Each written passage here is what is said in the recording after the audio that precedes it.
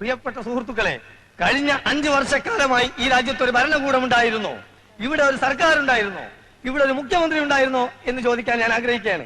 ഇല്ലായിരുന്നു സുഹൃത്തുക്കളെ, ഇല്ലായിരുന്നു. പിന്നെ ഉണ്ടായിരുന്നത് RDP എന്ന ഒരു പാർട്ടി മാത്രമായിരുന്നു. അവരുടെ അഴിഞ്ഞാട്ടമായിരുന്നു.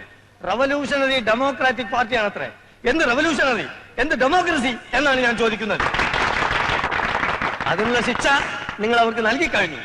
ഇന്ത്യൻ നാഷണൽ സെക്യുലർ പാർട്ടി നിങ്ങളുടെ പാർട്ടിയാണ്, ജനങ്ങളുടെ ആശയാഭിലാഷങ്ങളുടെ പാർട്ടിയാണ്. പിന്നെ ഞങ്ങളുടെ കൂടെ വർഗീയ പാർട്ടികളുണ്ടെന്ന് RDPക്കാർ ആരോപിക്കുന്നുണ്ട്. അത് തെറ്റാണ് സുഹൃത്തുക്കളെ. പിന്നെ വർഗീയ പാർട്ടി ഇല്ലെന്ന് പറഞ്ഞുകൂടാ. ഞങ്ങളുടെ കൂടെ ചേർന്ന ശേഷം അവരിൽ യാതൊരു വർഗീയതയും ഞാൻ കണ്ടിട്ടില്ല. അല്പം സ്വല്പം കോഴി ബിരിയാണി കഴിക്കുന്നത് വർഗീയതയാണോ എന്ന് ഞാൻ വെല്ലുവിളിക്കാണ്. പക്ഷേ RDPയുടെ കൂടെയുള്ളത് മുഴുവൻ വർഗീയ പാർട്ടികളാണെന്ന് ഞാൻ നിങ്ങളെ അറിയിക്കാണ്, അഭ്യർത്ഥിക്കാണ്, അപേക്ഷിക്കാണ്. അതുപോലെ ഞങ്ങൾ അഴിമതിക്കാരാണെന്ന് പറയുന്നു. അല്ല സുഹൃത്തുക്കളെ, വാസ്തവത്തിൽ അഴിമതി എന്താണെന്ന് പോലും ഞങ്ങൾക്ക് അറിഞ്ഞുകൂടാ. തെരഞ്ഞെടുപ്പ് ഫണ്ടിലേക്ക് ഇവിടുത്തെ നല്ലവരായ മുതലാളിമാരിൽ നിന്ന് ധാരാളം പണം ഞങ്ങൾ സ്വീകരിച്ചിട്ടുണ്ട്. അത് സ്നേഹം കൊണ്ട് മാത്രമാണ്. മുതലാളിമാരെ പോലെ ഇത്രയും നല്ല മനുഷ്യരെ ഞാൻ വേറെ കണ്ടിട്ടില്ല. ആ പാവപ്പെട്ട മുതലാളിമാരെ ചീത്ത വിളിക്കുന്ന കേട്ടിട്ട് പലപ്പോഴും എനിക്ക് കരച്ചിൽ വന്നിട്ടുണ്ട്. പാവം മുതലാളിമാർ, എല്ലാത്തിനുള്ള ശിക്ഷ അവർക്ക് കിട്ടിക്കഴിഞ്ഞു. ഈ മാനങ്കര മണ്ഡലത്തിൽ ചില RDP കോമാളികൾ ഒരു പ്രഖ്യാപനം നടത്തിയിരുന്നു സുഹൃത്തുക്കളെ. ഈ തെരഞ്ഞെടുപ്പിൽ INSP ജയിക്കുകയാണെങ്കിൽ അവരവരുടെ പാതി മീശെടുത്ത് കവലയിലൂടെ നടക്കുമെന്ന് ഞാൻ അവരെ ക്ഷണിക്കുകയാണ്. നാണവും മാനവും ഉളുപ്പും അല്പമെങ്കിലും തീണ്ടിയിട്ടുണ്ടെങ്കിൽ, വാക്കിന് വിലയുണ്ടെങ്കിൽ ഇങ്ങോട്ട് വരൂ, മീശ എടുക്കൂ, എടുക്കണ മീശ എന്ന് ഞാൻ ആജ്ഞാപിക്കുകയാണ്, അഭ്യർത്ഥിക്കുകയാണ്, അപേക്ഷിക്കുകയാണ്.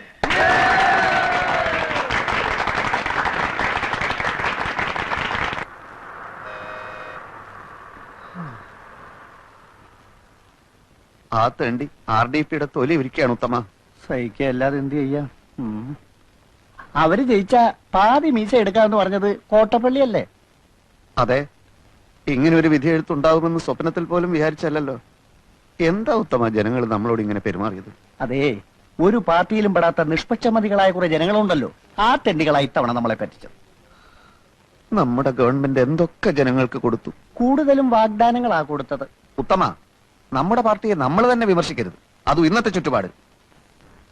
ഞാൻ ആലോചിച്ചപ്പോ ഒരു കാര്യം തോന്നിപ്പോവാണ്. എന്തേ? ജനങ്ങൾ സമ്പൂർണ്ണ സാക്ഷരത നേടിയതാണ് നമുക്കടിയായത്. എങ്ങനെ? സാക്ഷരത നേടിയപ്പോ ജനങ്ങൾക്ക് വിവരം വന്നല്ലോ. അതുകൊണ്ടാണോ ഇത്തവണ അവർ നമുക്ക് വോട്ട് ചെയ്യാത്തത് എന്നാണ് എന്റെ സംശയം. അത് ശരിയാ, ജനങ്ങൾക്ക് നല്ല ബുദ്ധി വന്നാ പിന്നെ അവരെല്ലാ പാർട്ടിക്കാരെയും കല്ലെറിഞ്ഞ് കൊല്ലാനിടയുണ്ട്. മറ്റു സംസ്ഥാനങ്ങളിലൊക്കെ എന്ത് സുഖ, സിനിമാ നടനോ നടിയോ ആരെ വേണമെങ്കിലും അവർ ജയിപ്പിക്കും. കാരണം അവിടെ സാക്ഷരതയില്ല, വീരാരാധന മാത്രമല്ലേ ഉള്ളൂ. അതൊക്കെ പോട്ടെ, ചില്ലറ വല്ലതുണ്ടോ പരിപ്പുടക്കും ചായക്കും? എല്ലാം തീർന്നില്ലേ? തെരഞ്ഞെടുപ്പ് കഴിഞ്ഞ പിന്നെ വീട്ടിൽ കയറിയിട്ടില്ലല്ലോ, പിന്നെ ഇവിടുന്ന കാശ്. എന്റെ അനുജനുണ്ടല്ലോ, ആ അലവലാതി അവിടെ നിന്നോണ്ട് എന്നെ നോക്കി ചിരിക്കുക. എങ്ങനെ ഞാൻ അവനെ ഫേസ് ചെയ്യും? വീട്ടിൽ പോവാതിരുന്ന വിശന്ന് ചാവുകയും ചെയ്യും. എന്നായാലും ഫേസ് ചെയ്തല്ലേ പറ്റൂ കോട്ടപ്പള്ളി. അതെ, തെരഞ്ഞെടുപ്പിൽ എന്തായാലും ജയിക്കുമെന്ന് വിചാരിച്ച് ഞാൻ പല വെല്ലുവിളികളും നടത്തിയതാ. ആകെ അബദ്ധമായി. ഞാൻ ഭയങ്കര ആവേശത്തിൽ അങ്ങനെ പ്രസംഗിച്ചുകൊണ്ട് നിൽക്കുകയായിരുന്നു. ജനങ്ങളുടെ കയ്യടിയും ബഹളവും കാരണം ആകെ പ്രശ്നം. അച്ഛാ, നേര് പറയട്ടെ, എന്റെ ഓരോ വാക്കിനും കയ്യടിയായിരുന്നു. അതിന്റെ ഇടയിലെ ഞാൻ മൂപ്പരെ കണ്ടത്. ഞാൻ കണ്ടു എന്ന് മനസ്സിലാക്കിയപ്പോ തന്നെ മൂപ്പര് പാർട്ടി ആവേശത്തിനകത്തെ ഒറ്റ വലിച്ചില്ല. അപ്പൊ പിന്നെ എനിക്ക് ആവേശം മൂക്കാതിരിക്കൂ? INSP തെരഞ്ഞെടുപ്പിൽ ജയിച്ചാൽ പാതിമീശ വടിച്ചോളാമെന്ന് വീമ്പിളക്കിയവന്മാരൊക്കെ ഇന്നെവിടെ എന്ന് ഞാൻ അട്ടഹസിച്ചു. പിന്നെ ആളുടെ പൊടി പോലും കണ്ടിട്ടില്ല. അങ്ങനെയൊന്നും പറയണ്ടായിരുന്നു മോനെ. അച്ഛാ, ഈ രാഷ്ട്രീയം എന്ന് പറഞ്ഞാൽ പല്ലും നഖവും ഉപയോഗിച്ചുകൊണ്ടുള്ള ഒരു ആക്രമണമാണ്. നമ്മൾ മടിച്ചു നിന്നാലേ എതിരാളികൾ നമ്മളെ ആക്രമിക്കും. ഓ അപ്പടിയാ? പിന്നല്ലാതെ. എന്നാലും പ്രസംഗം കഴിഞ്ഞതിന് ശേഷം നിനക്ക് അവനെ ഇങ്ങോട്ട് വിളിച്ചോണ്ട് വരായിരുന്നു. നന്നായിരിക്കും. ഈ കഥ വിട്ടുകൊണ്ട് ഞാൻ അവരുടെ ഓഫീസിലേക്ക് കയറി ചെന്നാലേ വളരെ നന്നായിരിക്കും. പ്രവേട്ടം വരുന്നുണ്ട്. എവിടെ? പിൻവശത്തോടെ വരുന്നേ. മുൻവശത്തൂടെ വരാൻ ധൈര്യം കാണില്ലല്ലോ. നീ ഒന്നും മിണ്ടാതിരുന്നില്ലെങ്കിലുണ്ടല്ലോ. മോള് പോയി പ്ലേറ്റ് എടുത്തോണ്ട് വാ.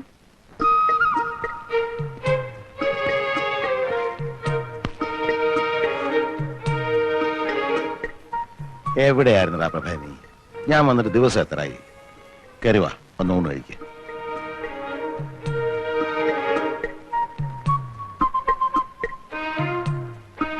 പ്രഭേ, ഞാൻ പറഞ്ഞില്ല അച്ഛാ, തോറ്റതിന്റെ ചമ്മല് മാറിയിട്ടില്ല.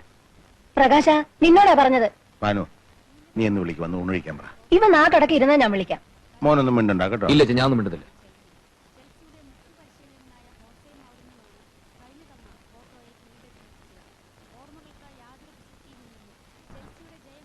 എടാ, 4 മാസം കഴിഞ്ഞ് കാണുകല്ലേ നീ നിന്റെ അച്ഛനെ. ഒരു വാക്കുപോലും മിണ്ടാൻ വയ്യായിരുന്നല്ലേ? എണീറ്റ് വാ, അച്ഛൻ വിളിക്കുന്നു. മറ്റവൻ അവിടെ നിന്ന് എഴുന്നേറ്റ് പോയതിനു ശേഷം ഞാൻ വരാം. മറ്റവനോ? പ്രകാശൻ നിന്റെ അനുജനാ. അനുജൻ അവൻ എന്റെ പ്രതിയോഗിയാണമ്മേ. പ്രവേ, നിന്നോടാ പറഞ്ഞത്. വയസ്സുകാലത്ത് അച്ഛനെ നിങ്ങൾ വിഷമിപ്പിക്കരുത്. ഞാൻ വരാം, പക്ഷെ അവൻ എന്നോട് ഒരു അക്ഷരം മിണ്ടാൻ പാടില്ല. തെരഞ്ഞെടുപ്പിനെ പറ്റിയോ എന്റെ മീശയുടെ കാര്യോ അങ്ങനെ വല്ലതും പറഞ്ഞാൽ എനിക്ക് സമനില തെറ്റും. നിന്നോട് മിണ്ടാൻ പാടില്ല എന്ന് ഞാൻ പറഞ്ഞിട്ടുണ്ട്. എണീറ്റ് വാ.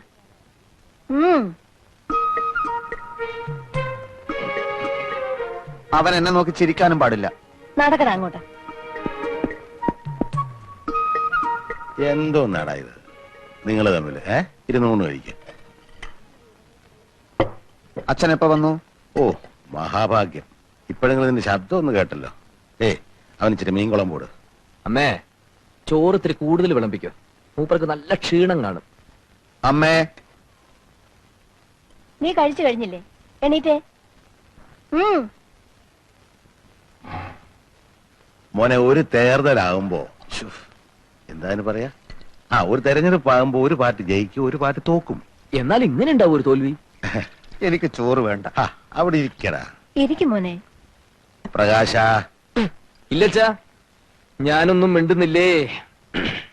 ആരും അത്ര നകളിക്കൊന്നും വേണ്ട.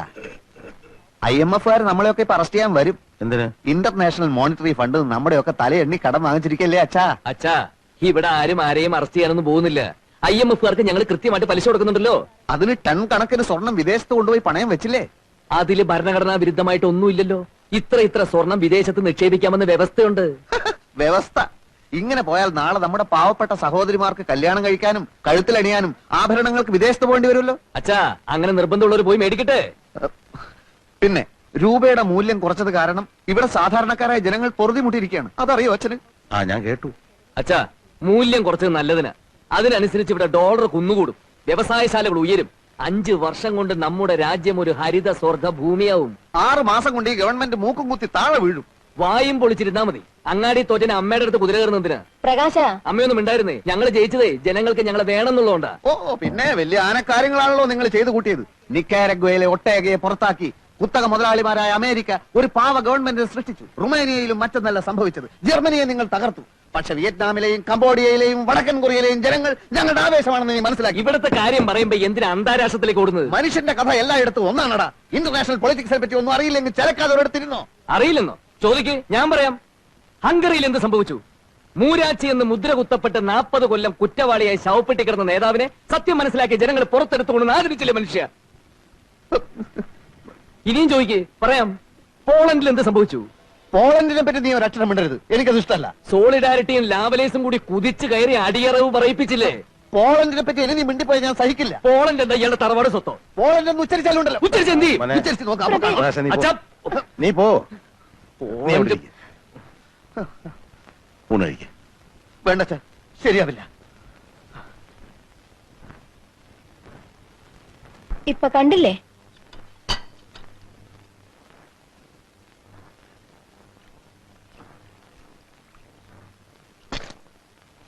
പാനുവേ, ഇപ്പൊ എനിക്കെല്ലാം മനസ്സിലായി. പ്രഭാകരനെയും പ്രകാശനെയും കുറിച്ച് നീ ഓരോന്ന് പറയാനുള്ള കാരണം എനിക്ക് പിടികിട്ടി. എന്താ? അവര് പറയുന്നൊന്നും മനസ്സിലാക്കാനുള്ള അറിവ് നിനക്കില്ല. അത് തന്നെ എനിക്കും അതില്ലെന്ന് കൂട്ടിക്കോ. പക്ഷെ ഞാനും നീയുമായിട്ടൊരു ചെറിയ വ്യത്യാസമുണ്ട്. ഞാൻ ലോകം ഒരുപാട് കണ്ടവനാ. ഉശിലംപെട്ടി സ്റ്റേഷനിലൂടെ കടന്നു പോയിട്ടുള്ള ട്രെയിനില് എത്ര മഹാന്മാർക്ക് ഞാൻ പച്ച സിഗ്നൽ കാണിച്ചിട്ടുണ്ടെന്നറിയാവോ? ഇവന്മാർക്ക് അങ്ങനെ സിഗ്നലൊന്നും നിങ്ങൾ കാണിക്കണ്ട. തെരഞ്ഞെടുപ്പെന്നും പറഞ്ഞ് ഇവിടെ രണ്ടുപേരും കൂടെ കാട്ടിക്കൂട്ടിയ പൂലൊന്നും നിങ്ങൾക്കറിയില്ലല്ലോ. എടീ, ഇനിയുള്ള കാലം നമ്മൾ രണ്ടുപേരും പ്രഭാകരന്റെയും പ്രകാശന്റെ അമ്മയും അച്ഛനുമായിട്ട് അടുത്ത് ചുമ്മാ ഇരുന്നാ മതി. അവിടെ ഇപ്പോഴത്തെ പോക്ക് കണ്ടാ അറിയാം അവർ പെരിയ ആൾക്കാരാകുമെന്ന്. എന്റെ മക്കളെല്ലാം പെരിയവരാ.